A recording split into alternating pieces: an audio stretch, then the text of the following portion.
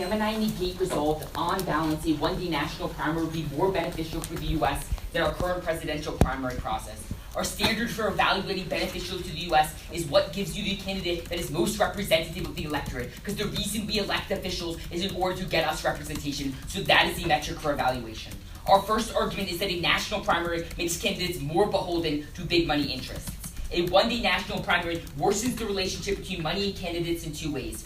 First, U.S. News' Beth Chapman writes in 2012, a national primary would be more expensive because it requires candidates to start by appealing nationally, unlike under the current system, where grassroots mobilization and personal interaction in early states like Rick Santorum's 2012 bus ride through all 99 of Iowa's counties can launch one's campaign on the path to success.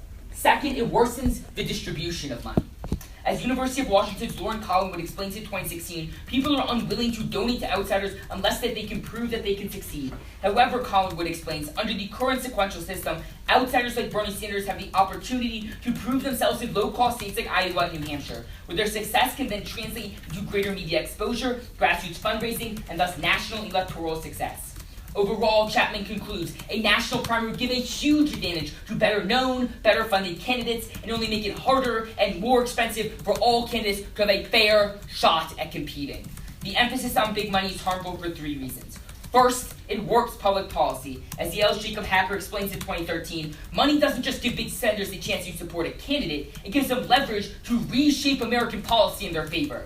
Second, it warps public discourse. As St. Louis Hughes Chad Flanders explains in 2011, as fewer outsider candidates succeed, their voices are lost in the public dialogue. When none of the most prominent figures in politics hear voices representing the working class priorities rot on the vine.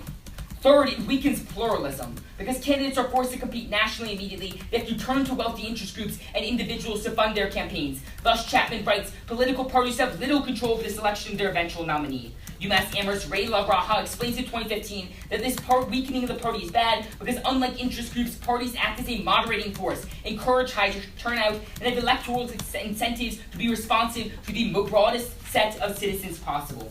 Our second argument is about weakening the winnowing process. Under the current system, the initially large field of candidates becomes progressively winnowed after each primary as candidates discover they do not have a shot at the nomination. However, under a one-day national primary, this winnowing process becomes stunted as candidates are less willing to drop out if ballots have yet to be cast. As a result, Matthias Polborn of the University of Illinois explains in 2016 that candidates similar in ideology split votes among themselves, torpedoing their individual chances of winning. In such a scenario, the candidate that differentiates himself or herself, often by pandering to extremist elements, is most likely to win. Polborn and Illinois professor George Deltos quantified this effect in a 2010 study, finding that a simultaneous primary increases by 50% the chance that the candidate without a close ideological substitute wins the nomination. The impact is undermining democracy and representation.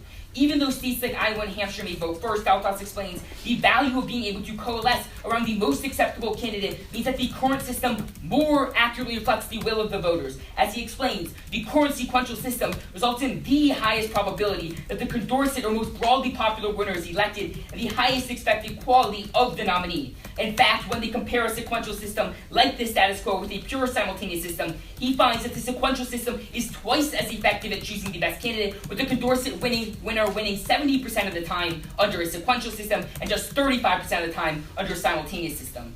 Because we get best representation with a system of the status quo, Sam and I are incredibly proud to negate. We're going to have some questions. Running.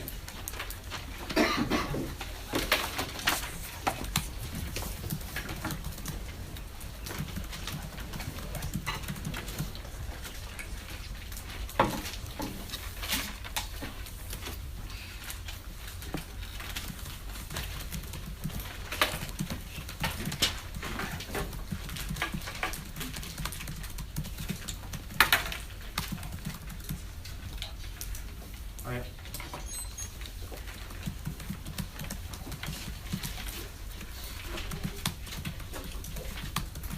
Ready? Reaffirm. Contention 1 is an unequal voice. Staggered primary elections give early states disproportionate influence. Mary Diamond of Think Progress 2011 explains that party regulations effectively lock most states into position. The staggered schedule has 3 harms. First, narrowing choices. Andrea Cooper of the Christian Science Monitor 2008 explains that many candidates are forced to drop out before later primaries, since Since state order is not based on representativeness of popular opinion, results do not reflect how well candidates represent national views. The week 2016 continues that early staggered primaries with candidates to discontinue campaigns earlier than necessary, narrowing the field for remaining states and decreasing the deliberation necessary to formulate a representative party platform. Second, catering to early states. Brian Knight at Brown University 2010 finds that early voting states have 5 times the influence of later states in choosing candidates because early wins create momentum, giving the frontrunner an insurmountable lead. This leads prospective candidates to adopt positions favorable to these early states. Andrew Taylor of North Carolina State University 2010 explains that each position closer to first in the primary leads to as much as 94 cents more per capita in procurement spending, meaning that the first state receives as much as $26 more per person in federal spending each year than the last states. Finally, decreasing turnout in later states. When races are decided well before some states can even hold their primaries, turnout declines dramatically. Lana Atkinson of the University of New Mexico 2011 explains that overall turnout is cut by 15% in states halfway through the cycle and 33% in states last in the cycle. This is harmful because state legislature and judicial races that suffer from low turnout usually share a ballot with the presidential primary. Shauna Merkowitz of the Pacific Standard 2014 writes that a national primary day could finally encourage engagement in local and national races by standardizing the election date and keeping it in the public's view. Contention 2, too long to function. The drawn-out primary process creates a media frenzy. Lee Drutman of New America 2016 explains that continuous elections allow news organizations to cover primaries like horse races, continuously searching for and covering each candidate's slip-ups. The gotcha journalism actually discourages candidates from disclosing their views substantively, leaving voters unclear about the platform that they vote for. Patrick Withers of Fair Vote 2011 explains that the staggered elections depress turnout by fatiguing voters who cannot be perpetually engaged in the constant political he said, she said wrestling match. Those who do vote are more extreme, as Matthew Lewandowski of NYU 2011 writes that continuous media exposure increases political polarization by a rate of 44%. Smith of Columbia 2013 writes that a national primary day would reduce the duration of presidential campaigns to as low as 2 months and force pundits to focus on a candidate's platform by ending the stream of elections they can fixate on. The drawn-out process has 2 harms. First, more divisive nominees are chosen. Increased media influence compounded with declining turnout leads the ACE Electoral Knowledge Network 2012 to explain that only the most strongly committed party members turn out in presidential primaries, which exaggerates the influence of radical voters. As a result of the staggered cycle, candidates are continuously rewarded for becoming more ideologically extreme with each win, increasing polarization. Crofton Garner of the University of Wyoming 2016 concludes that this will cause irreparable political violence and prevent future constructive political discourse. Second is overshadowing down-ballot races. Pundit Stuart Rothenberg 2016 explains that drawn-out presidential primary brawls divert voters' attention away from other races. The repeated lineup of contests puts the focus on choosing a nominee instead of competitive local office elections. Mike Shields of CNN writes that donors who could contribute to down-ballot races actually become fatigued by the nomination process and are therefore reluctant to help down-ballot contestants. The harm is apparent as the presidency only represents one branch of federal government. The legislative branch shapes U.S. policy, and Brookings Institution 2005 explains that local politicians are the one to carry out executive orders and federal mandates, making them critical for a well-functioning democracy. Please affirm. Can I see the 44% increase in polarization? And prep time doesn't start until we're provided feedback. We're not going to prep.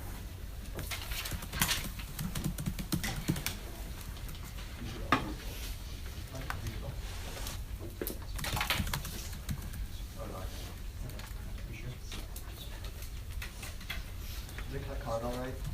There's full context. I can't see one out. Sure. Let me know. I'll just show it to you and you can tell me if it's enough. Okay. Otherwise I'll We'd appreciate that. Thank you.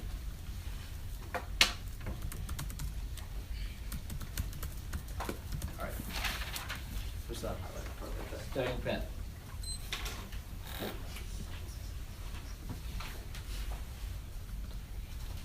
The reason why echo chambers are bad is not the primary basis. Just being exposed to an echo chamber is bad. Okay, thank you. There's 13 seconds. Thank you.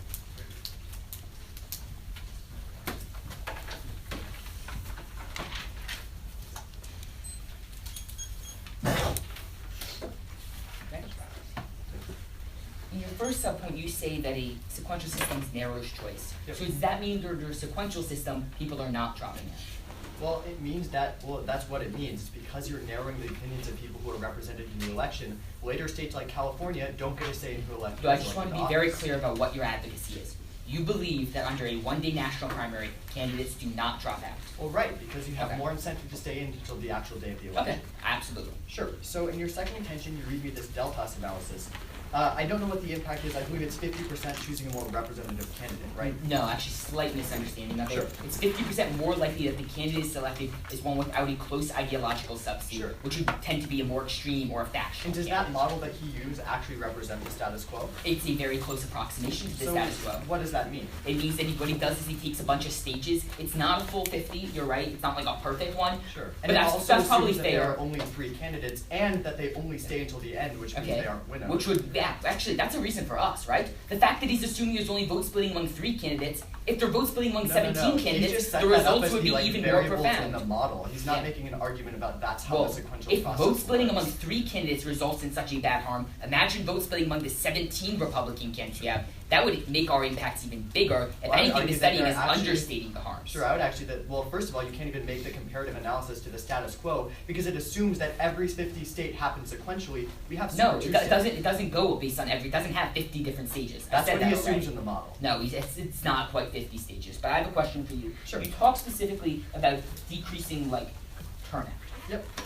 What is the ratio between turnout in say South Carolina, New Hampshire, the early states, and the later states in the most recent election? Well, I would argue that the biggest problem is that because only the most polarized views are turning out, it's going to lead to more polarization. Wait, that's not. So, for that's not. example, That's your second contention. Sure. I'm asking about your first contention. Oh, sure. And Sam's going to dispute that the only people turning out is polarization. In the most recent election, what is the ratio between turnout in South Carolina and New Hampshire and those in later states like New Jersey and California? Well, California and later states only had higher turnout because their primary held the same date as the down ballot election. Is that true also in New Jersey, where it hasn't been held yet? I'm actually not sure, but I feel like you're going to tell Yeah, me. there was a 49% turnout in New Jersey, 22% in South Carolina. Sure. It seems to me that there's But not the significant the drop-off problem. based on real-world evidence. Here's the problem. We already know who the nominees are going to be for both parties, so that even if there is increased turnout, it doesn't matter because the decision has already been decided by early states like Iowa. But it does take out your third subpoint Well, about obviously turnout. we're going to dispute that, but do you mind Yes. if I take a question? You're right. So you tell me in your first contention that there's more party control. Doesn't that mean that there's less popular control over popular opinions? That's and actually a representation? slight misunderstanding of what the argument is. Okay. What it's saying is when you have a national primary, people become beholden to angel investor types, like your personal billionaire. What that means is that, sure, the party's losing control, it's not being ceded to the people, it's being ceded to the billionaires. We'll be taking some brief prep time, please. Okay, it's running. Thank you.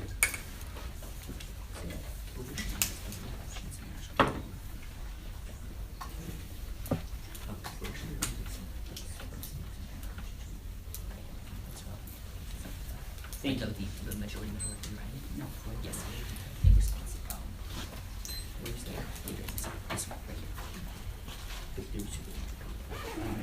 Because they're saying that they have to. Thank you. You have to know how much prep time you have remaining.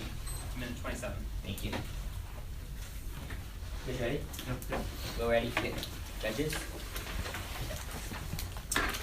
Starting off from the top, I'd like to make the observation that my opponents offer no framework in today's round. Will and I contend that we should be looking to the most representative outcome for when you evaluate today what's most beneficial to the United States. Here's why this is going to be really important. Because even if you believe the harms that my opponents are talking about in their case, under the current system, even if the first couple states have too much influence, this candidate still needs to be broadly acceptable in order to win the election. That isn't true under a national primary, for instance, where you can win with just 10, 20% of the vote because the vote is split. That's a comparative you should make today's round, especially considering they have zero framework. Let's go on to the first contention, which talks about unequal voices. First, they talk about how it's going to be decreasing the number of choices. This is really important because it concedes the link into our second contention about how there's going to be narrowing the field. Because when they tell you the candidates aren't going to be dropping out under a national primary, that triggers all this vote splitting harm, which means the most likely what happens is that candidates win with a tiny percentage of the vote, and often the most extremist candidates win because they can separate themselves from the pack earliest. Keep that in mind when they try to respond to our second contention. But second off, they say that because these candidates drop out, we're going to be seeing them people coalesce around a weaker candidate that's unrepresentative. That's not what's likely to occur in the real world. What Nate Silver 538 explains, so what determines one's bump out of the early states is not one's absolute positions in the vote totals, but rather whether one beats expectations.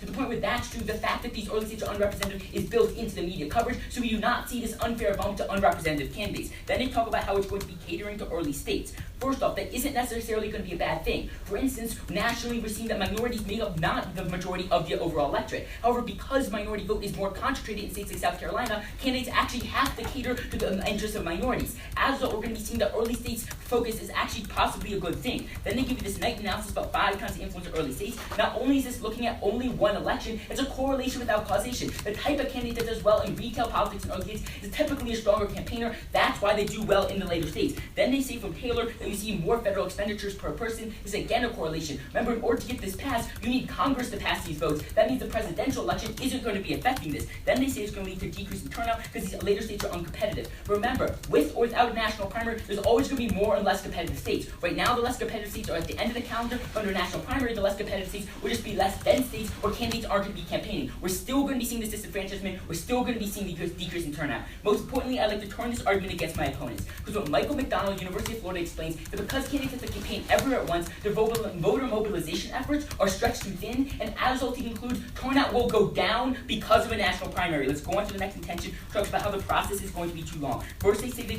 journalists cover the process like it's a horse race and use gotcha journalism. That's going to be true in either world. Remember that the reason that journalists do gotcha journalism is because it looks good on TV and people read the articles. This simple business analysis isn't going to change just because you shift to a national primary. Then they give you the Lewandowski analysis saying it's increasing polarization. But that's the harms of being in an echo chamber. There's always going to be more echo chambers with or without a national primary. Then they say it's going to be reducing the primary system to only 2 months long. There's no reason why that's going to be true. Because smaller candidates know they need a lot of time to get their voice out there, they're likely to start campaigning well before the actual national primary. The primary system isn't actually going to get shorter like my opponents are saying. Then I'll go on to the impact. First, they say it's going to be more divisive because the only people who turn out are the extremists. Not only did they turn this up above when they say turnout goes down because voter mobilization efforts are stretched too thin, it's just also just not empirically true. What John Sides of George Washington University explains that the primary electorate ideologically is more politically engaged in the general electorate, that's why they turn out, but it isn't actually ideologically different. As a result, boosting turnout is not going to reduce extremism. Then they talk about how it's going to be leading to overshadowing of these other races. This only occurs when the congressional elections are on the same day as the presidential election. However, if you look right now, you see that only 15 states have them on the same day. The other 35 states have them on different days, which means that for the vast majority of Americans, it isn't going to be overshadowing congressional elections. But then, keep in mind, when they're talking, if anything, it's more likely to overshadow congressional races under a national primary. That's because the media hubbub over a one-day national primary is likely to be so large, people won't focus on the congressional elections, which is just another reason to vote for us. Thank you.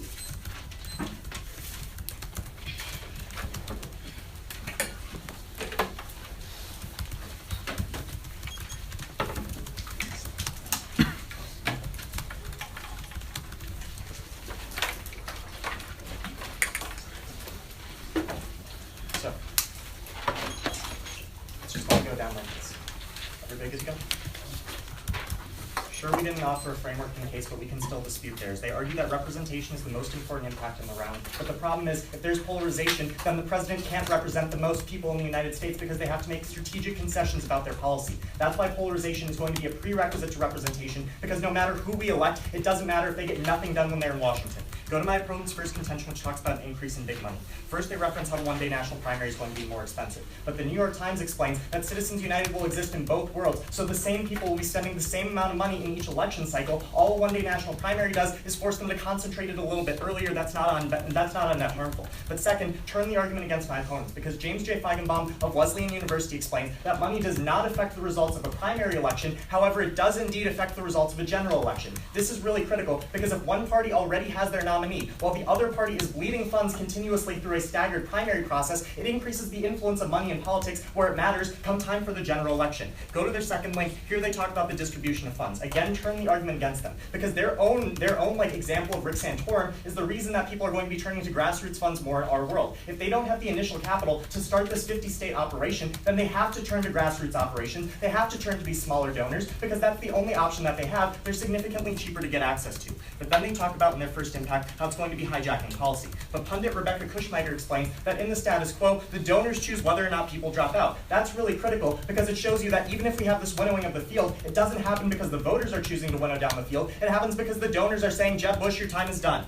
But then go to their second impact, which discusses discourse. The worst way to decrease discourse is by removing candidates in the field, which is what they talk about in their second contention about winnowing. That's going to be really critical because it's going to drown out all of the voices that they discuss in this impact. Their third impact is to a plurality candidate getting elected. The first problem is that plurality candidates already get elected in the status quo. If we think about it, Donald Trump wasn't very many people's first choice, but what they did is they settled for him eventually. He's still a plurality candidate because he's now who people would have voted for first. At that point, you can also look to Barbara Norander, who explains that under a one-day national primary, because the party knows about the issue of plurality candidate, they're more likely to change voter counting systems. That means that they're going to implement things like, for instance, a runoff election or a preference voting system that counteract the issue of a plurality candidate getting access to the polls. Go to their second contention, which talks about winnowing the field. First, again, the plurality candidate will always be elected in either world. There's no reason that you should be looking to this contention, especially when there's no net impact coming off of it. Even further, 538 explains that the establishment lane for the Republican primary, for instance, will always be closed. It's not as though John Kasich all of a sudden became the frontrunner when Jeb Bush dropped out. What we saw is that people just wanted a different type of candidate. Thus, it's not likely to lead to all of the plurality harms that they discuss, because people simply don't want a certain type of candidate over another.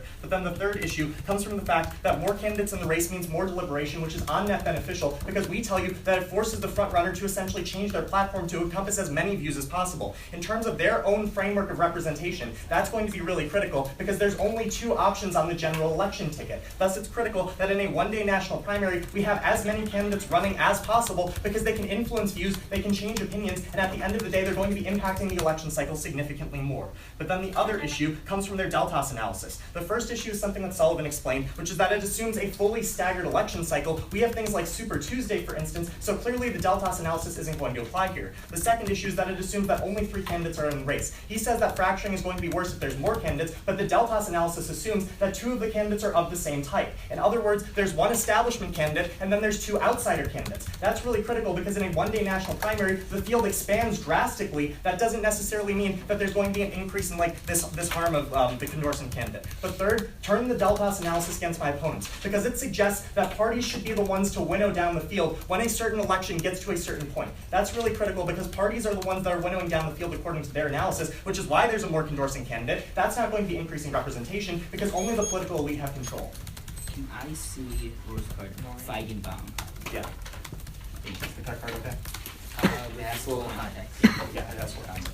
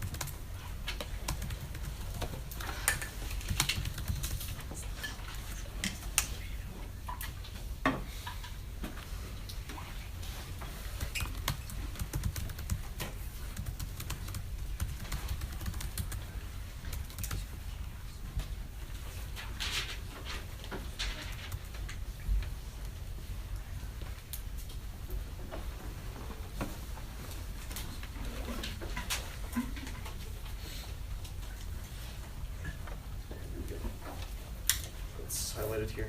It's just the PDF on my computer. Let's go.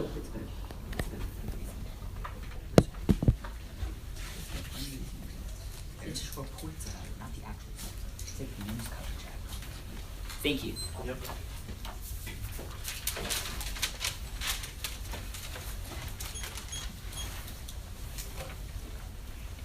Everyone ready? I'd like to ask you about the card you just showed us. Yep. Why is it that why is it that money affects the general but not the primary? Because people usually make their decisions about who they're going to vote for before they see things like ads. Can I ask you a question? Wait, that confuses me. Yep. If they're voting, just making their decision before they see things like ads, then my curious, why is that going to be more likely to be true in the primary than in the general? My argument is that money doesn't matter in the primary. Yes. Money matters in the general election, But which is Alex, why, yes. I'm Yes, Sam? confused. You got it right. The reason I'm confused is the idea that people decide before ads are shown makes a lot more sense in a general where you're choosing between a Democrat and a Republican and people have very strong partisan preferences. Not necessarily. I would suspect that it would be likely the opposite way in a primary where you have all these intra-party and you don't have these partisan clues. The warrant that we give is the people who vote in primary elections are generally the people who are more educated about policy issues. So they're more likely to choose their candidate based on whether or not they're more liberal. For instance, they're probably going to pick Bernie Sanders. Can I ask So why is it that no small money can, then why is it, for instance, that when do candidates even show ads in the first place? Why is it the candidates show ads? Yeah. I don't know, they're not intelligent. I think assuming that campaign advisors, that all these the people who are literally their job is just have zero clue what they're doing. I mean, they sounds probably just like a done some type of very mistake. They also spend money on other things. But can I ask you a question? But it's on campaigning. I mean, they're you spending also money see on campaigning. you also see way more Yeah. ads come time for the general election than you do for primaries. So But can I then ask you money a still question? affects things. Yes. Okay. So let's talk about your second contention, right? Yes. So you argue that we're winnowing down the field. Yes, What sir. types of qualities are we winnowing down to? Basic, go to the most acceptable candidate. What does that mean? The one that the majority of people find acceptable. So why does that happen in your world versus ours? Because when you yourself, or more specifically your partner, concedes in first crossfire that there are more candidates stay in the race longer under a national primary, then there's going to be leading to vote splitting. I think that's kind of a mischaracterization of what he said. What Sullivan said was that the candidates who do enter are probably more likely to stay in for the entire duration. Not that more candidates enter the field. That's not how I recall Sullivan saying it. Well, but we don't need to dispute what he said or she well, said. then fine. Then our official position is that more candidates don't necessarily enter the field in a one-day national primary, but those who do enter stick Then out. Alec, why is it that the first warrant of your first contention says there are fewer choices? Well, okay, there's fewer choices for later states. That's what we argue. So you agree that narrowing does occur and that there are more candidates in a national primary? At the end of the staggered election cycle, there are less candidates than there would be in the beginning of a one-day So national you primary. concede the fact that by the end, when the overall net effect, that there are more candidates who are running in a national primary when votes here's are what our cast. argument is. Our argument is that, say there's 10 Republican candidates. In a one-day national primary, they all stay in. Yeah. In a staggered election cycle, 8 of them will probably drop out by the time it gets to California. So you agree that narrowing occurs? Avoid the crap? No. You don't need prep? No. Yes, okay.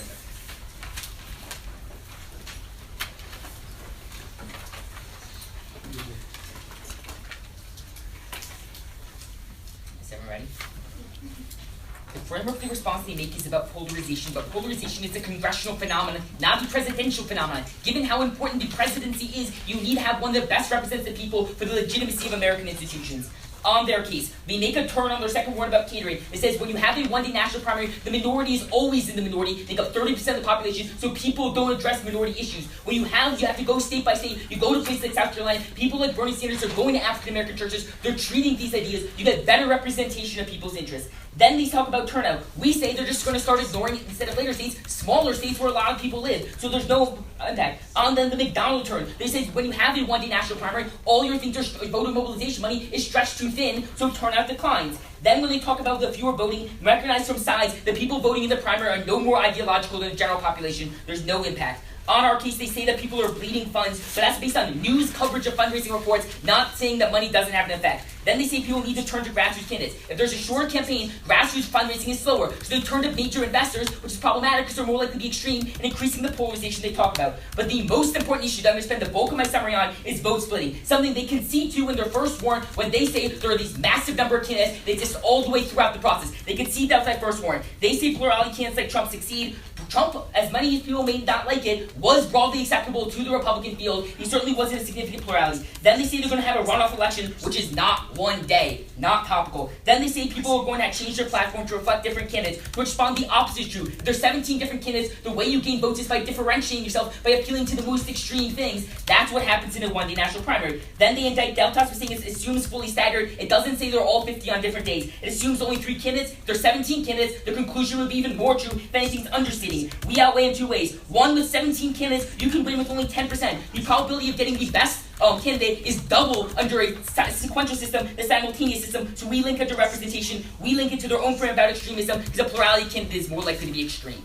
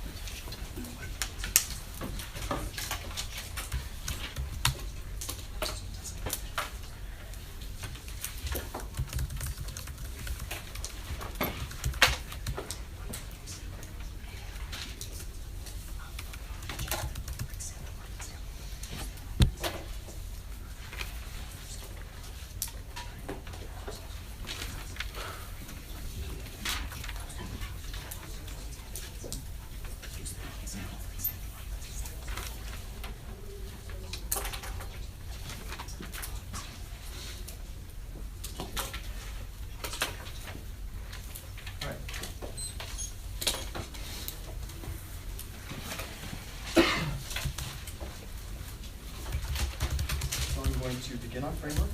I'm going to extend the pro case and then attack the con case. Everyone ready?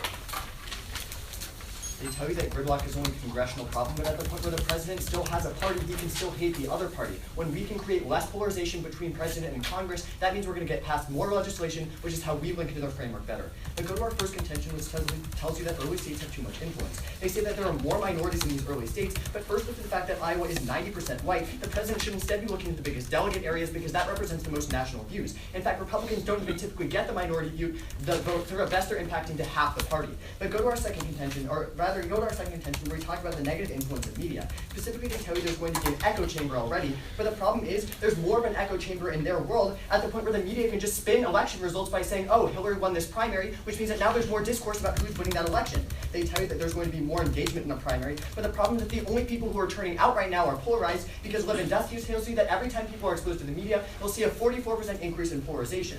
Then they tell you that only the first 15 states are the ones that have down ballot races. The problem is because we spend so much media attention on the presidential primary, there's voter fatigue and donor fatigue, which means they're not going to help these down ballot areas. Specifically, go to the top of our second contention and pull through Drutman, who explains that in a one-day primary, there are fewer opportunities to report things like polls and delegate counts, which means that either A, you're going to see less media coverage in a pro world, or B, it's going to be more substantive because that's the only facts there's left to cover. We create a more educated electorate, which is how we link into better representation. But go to their first contention where they talk about big money in politics. They aren't addressing the fundamental warrant of the Wesleyan evidence, which tells you that money still isn't affecting the primary results, which means we kick out of those harms. But specifically, we tell you that we're actually going to be pushing these poorer candidates into grassroots networks, which is on net beneficial because they're going to be engaging with voters on a one-on-one level. In fact, their own Santorum example turns this because he turned to grassroots levels because he didn't have enough funds. That's a good thing in the pro world. But their second contention talks about winnowing. Specifically, you can look at the fact that their own Deltas analysis tells you that parties take control in their world, which takes away the representation of the citizens they're trying to advocate. At that point, look at the fact that there's a disincentive to do this because if you have Hillary and Bernie dishing it out, they're going to be taking away votes from the general while Trump can keep fundraising. Thank you.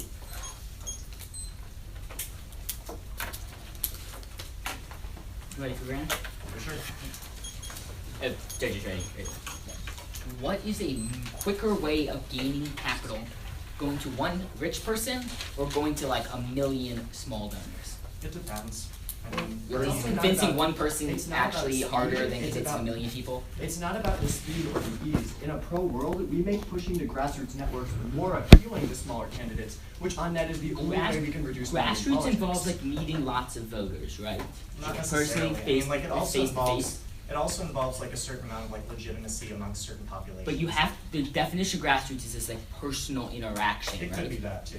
Yeah, but we are. Is it possible in a country of 312 million people in a national primary for candidates to ever meet or engage with a substantial portion of the population? Probably because you guys argued that they'll start campaigning earlier. Can I ask you a question? But No. it's not enough to offset the fact that Iowa is significantly smaller than the whole I country. mean, then they still can't grassroots in your world either. They have are to be grassroots state in to our state. world because Iowa is much smaller and they in can your meet with world, people. They tell you that you can go state to state and meet one-on-one. You can also do that in the pro world. It just means candidates No, have to start because it's doing that less earlier. salient to meet people 6 months before your primary than it is right before your primary. So the effect of meeting your candidate is significantly greater when you're meeting them before the primary, which exists only in a sequential We're probably system. not going to agree on this. Can I ask you Yeah, a that's question? probably true. Okay.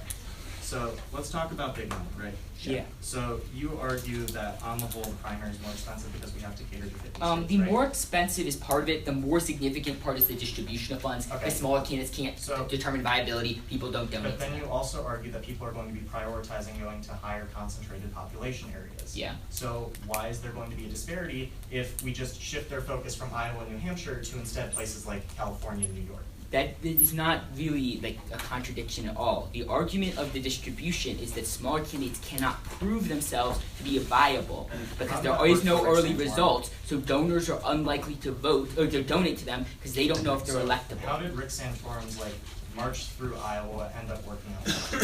He won Iowa. He came right from behind to win Iowa. And like nothing else. Well, no, he certainly influenced the rest of the election. You do not need to win in order to influence the Wait, that's election. important. So candidates influence elections, right? Obviously, candidates Great. influence Do you have a elections. question? But candidates do not necessarily influence congressional elections, if that's the implication. No, that's you're not the trying to make. implication. The implication is that a candidate staying in the race dictates to the front runner, for instance, that they should adopt a more comprehensive party Actually, platform. no, But because then if there's you guys 17 argue people, no. that there's going to be winnowing down. Not So no, obviously this we'll get section is less a response ideas. I gave in summary. That if you have 17 candidates Instead of, if one of them's still in the race, rather than try to like pretend to be like the other candidate, you have to differentiate yourself more, so you're going to have more extremist pandering. No. You have to differentiate yourself, especially if you guys are arguing that these other 16 candidates are still equally as extreme. No, that's not, we don't argue that at all. Probably want to just How much time did you say we have remaining? The time has a minute 15. We will be taking a minute 15. Right.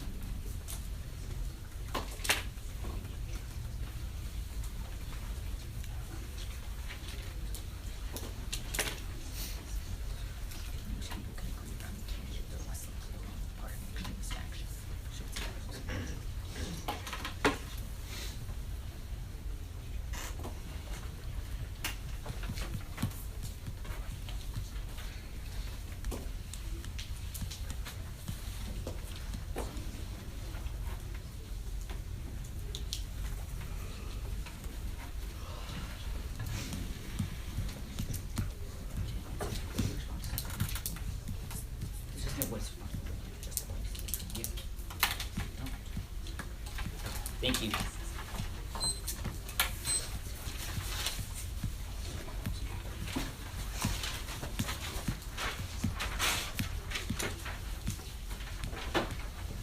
You guys ready? Yep.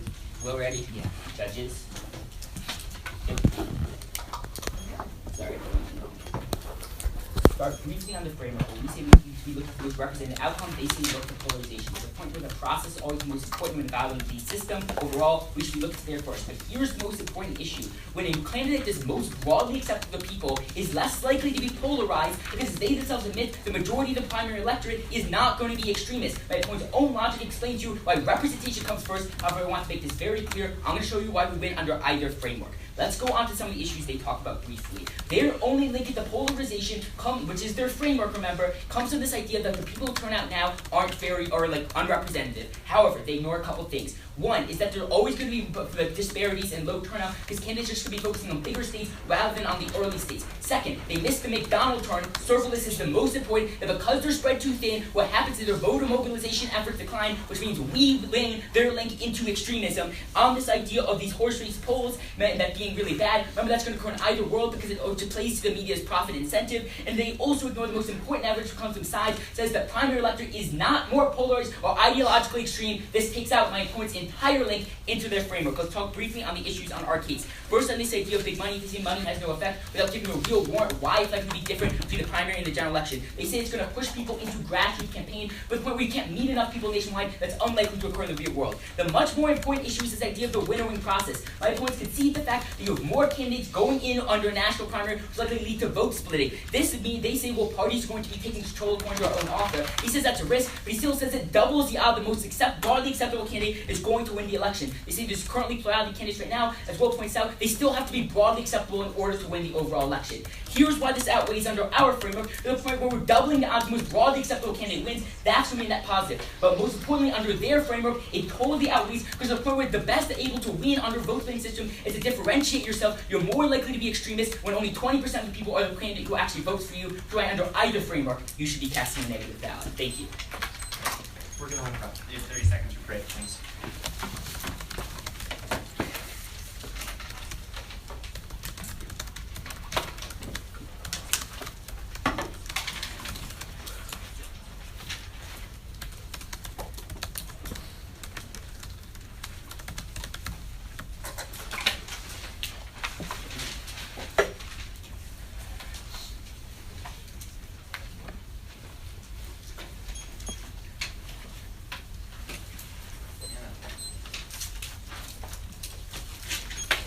So, it's going to start out on the issue frame, and then it's going to go down my friend's case and back to ours.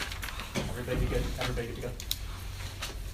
Start. sort of on the issue of framework. They argue representation, we argue polarization. They don't give you a real justification until the final focus for why you prefer representation over polarization, especially when we tell you that it doesn't matter who you elect to send to Washington if they get nothing done when they're there, because Congress is far too polarized. But we're going to be winning under their framework either. At the top, he also tries to argue that we concede that there's going to be less polarized candidates in the primary, but we never say that. In fact, our evidence from the ACE Electoral Knowledge Network tells you very clearly that the most polarized are the ones who turn out in primary elections. That's something that we even read in case. But at that point, go to their first contention, which discusses big money. In his last speech, he drops the term we explained, which is that as a result of having these higher barriers to entry, candidates are forced to instead campaign to the grassroots level. Their own example of Rick Santorum proves this because he wasn't given the establishment's big money. He had to go to all of these states, he had to campaign at a grassroots level, and consequently there was more small money in the election cycle. Under representation, we're going to be winning that because as a result of more small money, more people are going to be represented in the process. Under polarization, we also win because they tell you that big money is the most polarizing. Go to their second contention, which discusses winnowing the field. They're conceding to the Deltas turn, which we explain is the result of the parties winnowing down the field themselves. We tell you very clearly that Deltas says that they're going to choose which candidate they want at the point that the election becomes staggered. That's really critical because it decreases representation insofar as the party elites are doing the picking for who's the candidate. But at that point, go to our first contention. He tries to extend this turn. He claims Sullivan didn't respond to it, but we told you that voter mobilization is only going to occur amongst the most extreme people in their world. That's what happens now.